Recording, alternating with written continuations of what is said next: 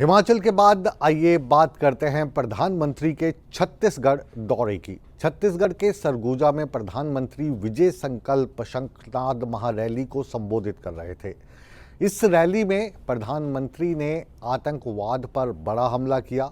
यही नहीं, उन्होंने कांग्रेस का कनेक्शन आतंकवाद से भी जोड़ा, इसको विस्तार पूर्वक समझाने की कोशिश की। आतंकवाद को लेकर कांग्रेस का क्या स्टैंड रहा है, क्या कांग्रेस पर आतंकवाद के साथ जो कनेक्शन के आरोप लगते आए हैं उनमें क्या गहराई है, क्या सच्चाई है, जानने के लिए देखिए हमारी ये बिग रिपोर्ट।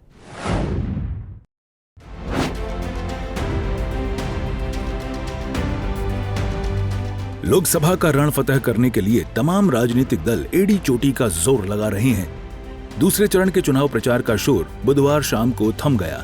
इससे पहले प्रधानमंत्री Narendra Modi full action mode में नजर आए। प्रधानमंत्री ने छत्तीसगढ़ के सरगुजा में चुनावी हुंकार भरी।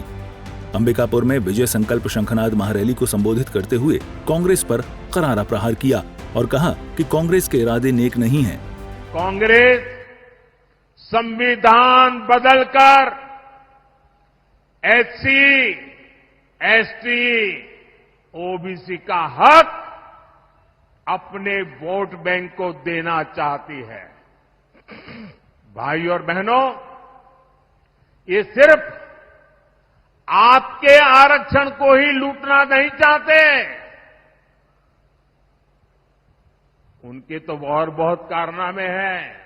और इसलिए मेरे आदिवासी भाई बहनों को कहना चाहता हूं, मेरे दलित भाई बहनों को कहना चाहता हूं, मैं ओबीसी के भाई बहनों को कहना चाहता हूं, ये कांग्रेस के इरादे नेक नहीं है, संविधान के अनुरूप नहीं है। कांग्रेस के घोषणा पत्र पर भी प्रधानमंत्री ने सवाल खड़े किए। साथ ही कांग्रेस पर महापुरुषों की बातों को दरकिनार करने का आरोप लगाया। और जब उनका मैनिफेस्टो आया, उसी दिन मैंने कह दिया था, आज नहीं कह रहा हूं, उसी दिन कहा था कि कांग्रेस का मैनिफेस्टो पर मुस्लिम लीग की छाप है। साथियों, जब संविधान बन रहा था, काफी चर्चा विचारणा के बाद देश के सभी बुद्धिमान लोगों के चिंतन मनन के बाद बाबा साहब आंबेडकर के नेतृत्व में ये तय किया गया था कि भारत में धर्म के आधार पर आरक्षण नहीं होगा। आरक्षण होगा तो मेरे दलित भाई बहनों के लिए होगा। प्रधानमंत्री यहीं नहीं रुके। उन्होंने इंडी महागठबंधन पर भी तल्खवार करते हुए कहा कि अगर भारत शक्तिशाली हो गया तो कुछ ताकतों का खेल बिगड़ जाएगा।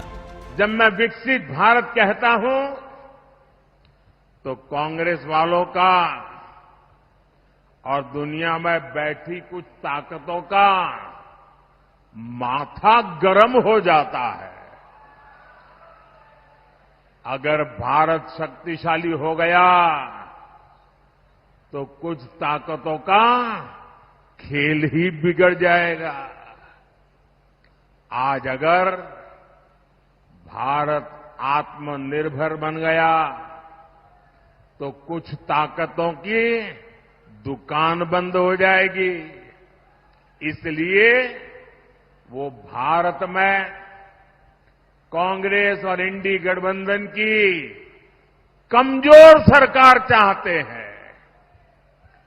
ऐसी कांग्रेस सरकार जो आपस में लड़ती रहे। बहरहाल, अंबिकापुर की सभा के माध्यम से प्रधानमंत्री ने सरगुजा के साथ ही कोरबा और रायगढ़ संसदीय सीट के मतदाताओं को साधने का प्रयास किया। सरगुजा और पड़ोसी लोकसभा सीटों पर 7 मई को मतदान होना है। सूर्य समाचार के लिए ब्यूरो रिपोर्ट।